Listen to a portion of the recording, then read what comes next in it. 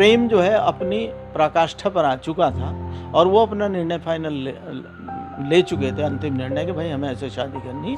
कि जब मेरे माँ बाप ने मेरे प्रेमी को, जो मेरी आत्मा थी, मेरा दिल था, मेरा सब कुछ था, जब उसे ख़त्म कर दिया तो अब मेरा इन माँ बाप से क्या लगाव रह गया। क्योंकि नॉर्मलिसी अल्टीमेटली जो है that is the goal of society. कि इतना बुरा उसके साथ हो गया, लड़के के साथ में उसको समाप्ति कर दिया गया, उसका जीवन लीला ही समाप्त कर दी। उसको न्याय दिलवाने के लिए किसी को तो आगे आना था। नहीं, वो कुछ भी कर सकते हैं, उसके लिए भी कर सकते हैं। बार बार वही बात एक कौनती है कि ये अपने आप में एक यूनिक केस है। दोस्तों, हमारे समाज में कितने ही मामले ऐसे होते हैं जो बहुत ज़्यादा सुर्खियों में आ जाते हैं। बिहार के अररिया जिले के आरती यादव व छोटू यादव की प्रेम कहानी का किस्सा ऐसा रहा जो बहुत ज़्यादा सुर्खियों में रहा और समाज में एक नई बहस को जन्म भी दे गया। आरती यादव इंसाफ चाहती है, छोटू यादव जो कि उसका प्रेमी था, उसका परिवार इंसाफ चाहता है, लेकिन इस पूरे चर्चित प्रकरण का समाज पर किस तरह से एक प्रभाव पड़ता है, इस बारे में आज बातचीत करने के लिए मेरे साथ मौजूद हैं वरिष्ठ समाजशास्त्री जे.के. पुंडीर जी। सर, आरती छोटू की प्रेम कहानी का जो प्रकरण है निसंदेह आपके संज्ञान में रहा, आप इसके विषय में क्या राय रखते हैं? असल में समाजशास्त्र के दृष्टिकोण से देखें तो दो ही काम हैं हमारे। एक तो ये है कि समाज व्यवस्था में समूह कैसे व्यवस्था बनाए हुए हैं और निरंतरता समाज की कैसे रहे। दूसरा उतना ही महत्वपूर्ण पक्ष हमारा रहा है समझने का समाजशास्त्री के नाते कि समाज में परिवर्तन हो रहे हैं, वो परिवर्तन क्या हैं, कैसे हो रहे हैं, क्यों हो रहे हैं, ये सवाल हमेशा रहते हैं। यही हमारा मुख्य विषय है। अब जो घटना दिखा रही है उस घटना से तो लग रहा है कि बहुत कुछ परिवर्तन हो रहा है और ये परिवर्तन काफ़ी कुछ मैं समझता हूँ कि सोच का परिवर्तन है। दो तरह के परिवर्तन हम विशेष रूप से कहते हैं सामाजिक परिवर्तन, जिसमें कि समाज के समूह जो है वो अपनी कैटेगरीज में एक से दूसरे में चले जाते हैं, सामाजिक ढांचे में ऊपर आ जाते हैं या नीचे चले जाते हैं। दूसरा परिवर्तन है सांस्कृतिक परिवर्तन, वो जिसको अंग्रेजी में शब्द एक कहा गया है माइंडसेट या मानसिकता का परिवर्तन है।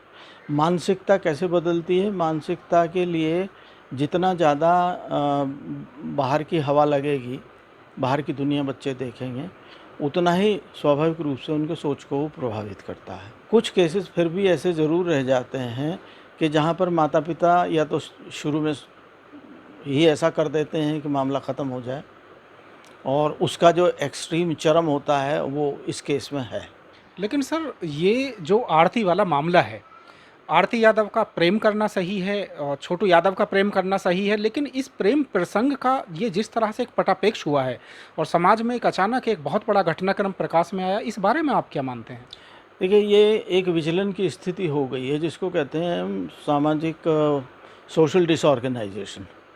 तो सोशल डिसऑर्गेनाइजेशन जैसी परिस्थितियां पैदा हो जाती हैं, फैमिली डिसऑर्गेनाइजेशन जैसी परिस्थितियां पैदा हो जाती हैं।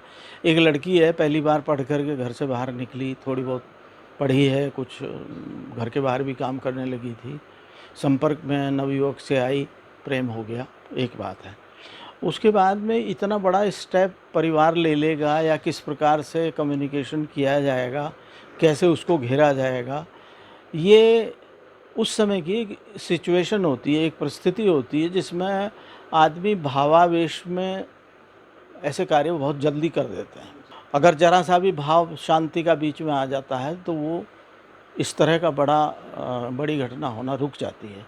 तो एक तो यह है कि परिवार में कुछ लोगों को मालूम था, कुछ को नहीं मालूम था, लड़के के परिवार के भी कुछ किसी को मालूम था, किसी को नहीं मालूम था। लेकिन यह है कि पेरेंट्स को अल्टीमेटली नहीं मालूम था दोनों तरफ के, ऐसा कुछ जो मेरे संज्ञान में आया है ऐसा है। नहीं, ठीक है सर, भावावेश रहा हो और यकीनन शायद किसी पिता को बुरा लगे, लेकिन इसका मतलब क्या किसी परिवार के लड़के को इस तरह उसके साथ जंगली जानवरों जैसा सुलूक किया जाए कमरे में बंद करके, और क्या उसे फिर हमेशा हमेशा के लिए रास्ते से हटा दिया जाए? देखिए, एक बहुत बड़ा संघर्ष है आधुनिकता और परंपरा में। भारतीय समाज जो है उस दौर से गुजर रहा है जहाँ ये ट्रांजिशनल फेज में है और यहाँ दोनों चीज़ें सततता में हैं, यानी कंटिन्यूटी में है, मॉडर्निटी भी और ट्रेडिशन भी। ये जो ऐसी परिस्थिति बनती है, मैं फिर से यही कहूँगा कि समाज में जो हमारे तौर तरीके बने हुए हैं, जिसको मैंने कहा है परंपराएं चली आ रही हैं, वो इतना सुदृढ़ हैं और उनसे मानसिकता में, मन मस्तिष्क में इतनी दृढ़ रूप से वो बैठ गई हैं कि उनसे परिवर्तन ज़रा सा भी कहीं अगर दिखाई दे, विशेष रूप से लड़की के मामले में अगर ये दिखाई दे कि प्रेस्टीज का सवाल परिवार का बनेगा, तो वहाँ पर परंपराएं की सुदृढ़ता शायद वो और ज़्यादा मजबूत हो जाती है। और उस हालत में भावावेश में आके ये कार्य करना असंभव तो नहीं लगता। लेकिन लड़की जिस तरह उस लड़के को प्रेम किया करती थी और लड़की उसके साथ शादी भी करना चाहती थी, परिवार यदि उस लड़के को वहाँ देख लेता है और वो ऐसा कदम उठाता है और उनको मालूम है कि वह सिर्फ उनकी लड़की की वजह से आया, कारण चाहे जो भी रहे हों, तो क्या परिवार को अपनी बेटी की भावनाओं का ख्याल नहीं रखना चाहिए था? बहुत कुछ सही है आपका कहना। आज जो परिवर्तन हो रहे हैं लोगों के मन मस्तिष्क में, मानसिकता में, उन परिवर्तनों में ये थोड़ा बहुत सहन शक्ति लोगों में आनी शुरू हो गई है, लेकिन ये अभी भी मैं समझता हूँ कि अधिकतर मिडिल क्लास तक सीमित है। सामान्य रूप से गांव का जो समाज है वहाँ पर उतनी सहनशीलता और बीच में इतनी सोचने की बात नहीं आई। और ये तो बात सही है कि एक लड़के का आना, लड़की के घर पर आना, और वो भी ऐसे गलत वक्त पर रात में आना, तो ये संशय पैदा करता है, भावावेश आना और बुलाया जाना, चूँकि लड़की का ये आरोप है कि उनकी भाभी ने लड़के को फ़ोन करके बुलाया था, ये भी एक बात है। ये भी पार्ट हो सकता है, उनकी स्ट्रैटेजी का पार्ट रहा हो कि भाई किसी तरह से बुलाओ और बुलाने के बाद में फिर देख लेंगे जैसा कुछ होगा। हाँ, बिल्कुल होता है ऐसा। और ये ऐसा, मैं फिर ये कहा कि ये एक आइसोलेटेड केसेस ही होते हैं, बहुत ज़्यादा नहीं है, लेकिन इक्का दुक्का पहले भी इस प्रकार के केसेस हुए हैं, शादी होने के बाद भी हुए हैं। इस तरह का मामला इंडिपेंडेंटली लड़की डिसाइड कर रही होगी। मुझे ऐसा अंदाज है कि शायद उस परिवार में, ख़ानदान में पीढ़ियों से कभी किसी ने ऐसा रिबेल ना किया हो। तो लड़की ने जब वो पहली बार किया, तो जितने भारी मजबूती से, जितनी दृढ़ता से परंपराएं मन मस्तिष्क में बैठी हुई थी, उन सबको एकदम से चैलेंज कर दिया उसने। और उसने जब उसको एकदम चुनौती दे दी, तो स्वाभाविक रूप से उनको, पेरेंट्स को तो गुस्सा आना था, और बाप और भाई तो सबसे पहले खड़े होते हैं। और दूसरे ये भी निकल के आ रहा है कि भाई पिताजी को तो पता भी नहीं था, शायद पेरेंट्स को पता नहीं था, भाभी मालूम था, यही बताया गया। तो जब उनको पहली बार पता लगेगा, स्वाभाविक रूप से गुस्सा बहुत ज़्यादा आएगा। और फिर वो मौके पर उपस्थित हो गया उस समय, जिस भी परिस्थिति में, चाहे बुलाया गया, चाहे खुद आया, चाहे भाभी ने बुलाया है, चाहे उस लड़की ने ही बुलाया हो, लेकिन ऐसी परिस्थिति अगर पैदा हुई है, तो उस हालत में भावावेश की जो क्या कहना चाहिए प्रचंडता है, वो बहुत ज़्यादा, बहुत शिखर पर ज़्यादा, वो उच्चतम शिखर पर पहुंच गई, ऐसा लगता है। इसलिए उन्होंने इतना बड़ा स्टेप ले लिया, क्योंकि परिवार तो ये काम करने से दोनों ही बर्बाद हो गए। जी, बिल्कुल, बिल्कुल। अगर एक लम्हे को भी कहीं किसी को ये समझ आ जाती कि दोनों ही परिवार बर्बाद हो जाएंगे, अपना भी हो जाएगा और उनका तो हो ही जाएगा जिनका लड़का हम मार रहे हैं, तो शायद जो है उस तक नौबत नहीं आती। इतना सोचने का जहाँ वक्त मिल जाता है, वहाँ ये चीज़ें एडजस्ट हो जाती हैं। और होना यही चाहिए था कि विवेक नहीं खोना चाहिए। नहीं, ये तो स्वाभाविक है कि विवेक नहीं खोना चाहिए, लेकिन ये मैंने बताया ना कि परंपरा की जड़ता, उससे वो जड़ मानसिकता, और उस मानसिकता में ऑल ऑफ सडन एकदम से वो शारीरिक रूप से उपस्थित होना और उसका पता लगना, तो इसमें वो जड़ता जो है, उससे तो भयभीत तरह का भावावेश तो आना मैं समझता हूँ बड़ा स्वाभाविक था। आ सकता है, बड़ी पूरी संभावना उसकी रहती है। और उस संभावना में भी किसकी क्या भूमिका रही, किसने कहाँ किसको क्या बुलाया, क्या हुआ। एक चीज़ मैं और बहुत पहले से कहता रहा हूँ कि इस प्रकार के जो परिवर्तन आए हैं, लड़के लड़कियों के प्रेम विवाह बढ़ने के या उनके प्रेम करने के, ये हुआ ये है कि हमारे मास मीडिया ने हमें इतने बड़े प्लेटफॉर्म दे दिए हैं। और ख़ास तौर से अब तो वो कहते हैं ना, दुनिया मेरी मुट्ठी में मोबाइल, हर अक्षण आप कम्युनिकेशन में हैं। अब उस कम्युनिकेशन में है, अगर पहला रहा होता और ये इतनी कम्युनिकेशन की सुविधा ना होती, तो शायद उस लड़के को 2 बजे रात को बुलाया भी ना जाता। तो एक तरफ तो साइंस और टेक्नोलॉजी का इतना विकास है, इस स्तर पर पहुंच चुके हैं कि कम्युनिकेशन तुरंत पॉसिबल है। दूसरी तरफ एक, फिर मैं वही वापस पहुंचता हूं सैद्धांतिक रूप से, वो जड़ता है परंपराओं की, जहां हमने अभी वो सहनशीलता नहीं सीखी कि गरीब लड़का हो या गरीब लड़की हो, और अमीर लड़का हो या अमीर लड़की हो, दोनों अलग अलग तरह के हों तो भी शादी को मान्यता मिल जाए, या दूसरी जाति का हो तब भी मान्यता मिल जाए। उतनी सहनशीलता अभी तक समाज में नहीं आ पा रही है, बड़ी स्पष्ट बात है। अच्छा, दूसरा सर, क्या आपने कभी एक इतना आपका सफ़र रहा है, क्या कभी ऐसा सुनने में आया या कभी ऐसा देखा कोई लड़की जिसके प्रेमी के साथ इस तरह हो जाए और फिर वह शादी से पहले इंसाफ दिलाने के लिए प्रेमी के घर पर जाकर रहने लगे? देखिए, ये स्थिति 2 चीज़ों को बताती है। एक तो ये बताती है कि वो अपने प्यार में कितनी सीरियस थी। इसका मतलब बहुत ज़्यादा सीरियस आरती यादव। आरती यादव। दूसरी बात वो इसको भी इंगित करती है कि यंग ब्लड में न्याय प्रियता स्वाभाविक रूप से ज़्यादा होती है। जब तक के समाज के वो थपेड़े ना खा लें, लंबे अरसे तक जीवन ना बीत लें, तब तक वो तजुर्बा होता नहीं है।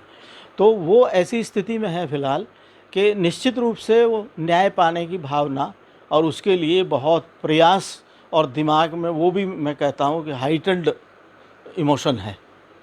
मतलब वो अपने चरम पर उसकी भावनात्मकता है। उस भावनात्मकता में वो सोच रही है कि मैं उनको न्याय दिलाऊं। तो हाँ, बिल्कुल इंसाफ के लिए वह खड़ी हो गई है। इंसाफ के लिए वो खड़ी हो गई। लेकिन इसको अभी लंबे समय के लिए मैं प्रिडिक्ट नहीं करता। मुझे ऐसा असेसमेंट नहीं होता कि प्रेमी के परिवार का आरती यादव साथ छोड़ सकती है? नहीं, साथ छोड़े या ना छोड़े, फिलहाल तो वो साथ है, लग रहा है साथ देगी भी। और वीरांगनाएं कुछ हो भी जाती हैं ऐसी हैं जिन्होंने जीवन भर एक वायदे के मुताबिक साथ दिया है। लेकिन ये तो देखना पड़ेगा कि आज से 10 साल बाद फिर स्थिति क्या बनती है। लेकिन सर, प्रेम प्रसंग का ये मामला, इस तरह के जब मामले होते हैं, चर्चा है अपने आप में, ये सही है कि ये मामला अपने आप में सबसे अलग है। ऐसा तो हो जाता था कि लड़का शादी के लिए नहीं तैयार या फैमिली तैयार नहीं, तो लड़की जो है लड़के के घर पे पहुंच गई और ये कोशिश करती थी कि मैं तो यहीं की बहू बनूंगी और मेरी शादी तो इनके साथ हो गई है या होने वाली है। तो वो जिद करना, वहाँ 100 तरह के तुफैल मचाना, जो भी कुछ लड़के की फैमिली को कहो कि प्रेशराइज़ करना, किसी भी तरह से करना, क्योंकि कानून उनके फेवर में है, कानून महिलाओं के फेवर में है। लड़का लड़की जो चाहेंगे तो होगा तो वही। तो वो उन्होंने नहीं सोचा होगा। ये मामला अपने आप में ऐसा यूनिक है कि लड़के की डेथ हो गई और उसके बाद वो लड़के के परिवार वालों के साथ है उनको न्याय दिलाने के लिए। तो मैंने बताया पहले ही कि एक तो ये कि उनका जो लगाव रहा है वो शायद अपनी उत्कृष्ट सीमा तक का लगाव रहा है, और उस उतने लगाव होने के नाते उसने महसूस करना शुरू किया है कि वो परिवार है, उस परिवार की मैं भी सदस्य हूँ। और अगर उसने उसको अपना पति मान लिया था, चाहे भले ही शादी ना हुई हो, और उस हालत में इतना लगाव था, तो उसके मस्तिष्क में ये बात आ जाना कि मुझे न्याय दिलाना, और न्याय दिलाना वहाँ पेरेंट्स इन लॉ के पास जा कर के, तो ये घटना तो कुछ अलग हटके है और सबसे अलग हटके है। लेकिन इस संभावना को हम कभी भी नकार नहीं सकते। जब बात सूझ जाए, समझ आ जाए, और भावावेश में उतने अटैचमेंट के साथ उतना कमिटमेंट जो उसने तय कर चुकी थी जीवन का, उसमें ऐसी दुर्घटना अगर हो जाती है तो फिर कोई सी भी साइड ली जा सकती, कुछ भी हो सकता है, वो प्रेडिक्टेबल नहीं रहता। लेकिन सर, आरती और छोटू यादव की प्रेम कहानी का सुर्खियों में आना, बार बार इसकी चर्चाएं होना, समाज पर इसका क्या प्रभाव, आप समाज एज ए समाजशास्त्री आप क्या देखते हैं?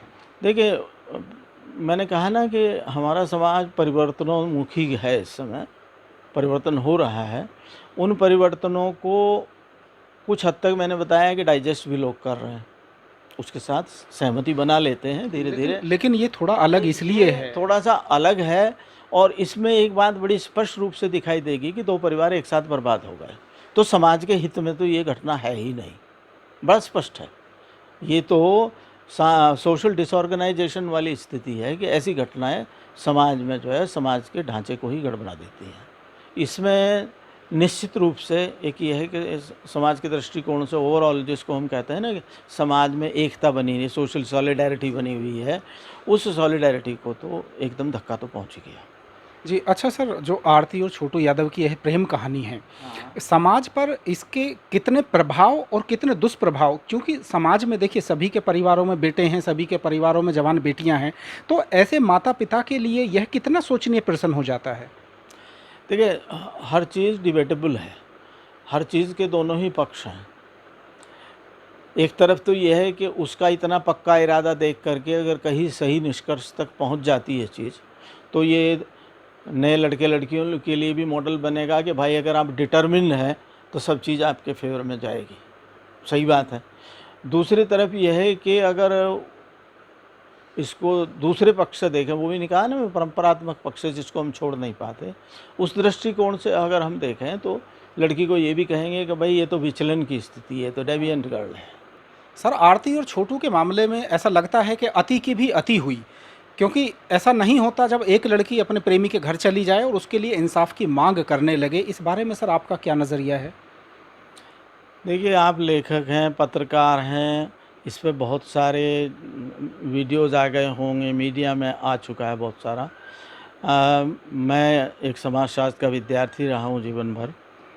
आप आए हैं मेरे पास में तो आपका कुछ समाज से सरोकार होगा, आप चाहते होंगे कि समाज में सही तरह की सूचना जाए, सही तरह का विश्लेषण जाए, तो इसलिए आप मेरे पास भी आए हैं और मेरे से भी बात कर रहे हैं। और ऐसे तो ये था कि टीवी पे और ज़्यादा उसको पब्लिसाइज़ करने के लिए तो और भी बहुत सारे चुटकुले लोग छोड़ देते, बहुत तरह के सवाल करते, लेकिन आपने वही सवाल पूछा कि समाज पे क्या असर होगा, समाज का दृष्टिकोण क्या होना चाहिए, तो मैं इस बात को लेकर के काफ़ी प्रसन्न हूँ।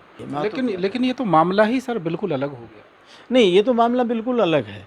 ये तो अलग यूँ हो गया कि शादी के लिए इंसिस्ट करने तक तो लड़की की बात समझ में आती थी, लेकिन उसको भी अंदाज़ा नहीं था कि इतना बड़ा कांड हो जाएगा। बिल्कुल अंदाजा नहीं था। आरती यादव वही उसको जो हिट किया है एकदम से, ये एक साइकोलॉजिकल है।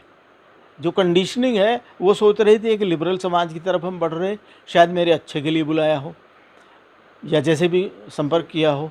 दूसरी तरफ ये है कि वो भी एकदम से ये हिट हो गया कि इतना बुरा उसके साथ हो गया, लड़के के साथ में, उसको समाप्ति कर दिया गया, उसका जीवन लीला ही समाप्त कर दी। तो ये स्वाभाविक सी बात तो है। फिर ऐसे में आरती यादव इंसाफ की मांग क्यों ना करे? नहीं, इंसाफ की मांग करना तो अच्छी बात है, इसमें कोई बुराई थोड़ी है। मैंने पहले ही कहा कि इसमें उसकी जो इंटेंसिटी ऑफ अटैचमेंट थी लड़के से उसका जितना लगाव था, वो इसका मतलब उसका बहुत ज़्यादा लगाव था। वह निश्चित कर चुके थे कि हमें शादी करनी किसी भी कीमत पे। तो प्रेम जो है अपनी पराकाष्ठा पर आ चुका था और वो अपना निर्णय फाइनल ले चुके थे, अंतिम निर्णय कि भाई हमें ऐसे शादी करनी और निश्चित रूप से हम उस पर दृढ़ निश्चय से रहेंगे। तो इसलिए वो भावनात्मक रूप से उसका ज़्यादा बौखलाहट होना अपने आप में स्वाभाविक है और इसलिए जो है उसने जो है अपना ये स्टेप ले लिया कि जब मेरे माँ बाप ने मेरे प्रेमी को, जो मेरी आत्मा थी, मेरा दिल था, मेरा सब कुछ था, जब उसे ख़त्म कर दिया तो अब मेरा इन माँ बाप से क्या लगाव रह गया।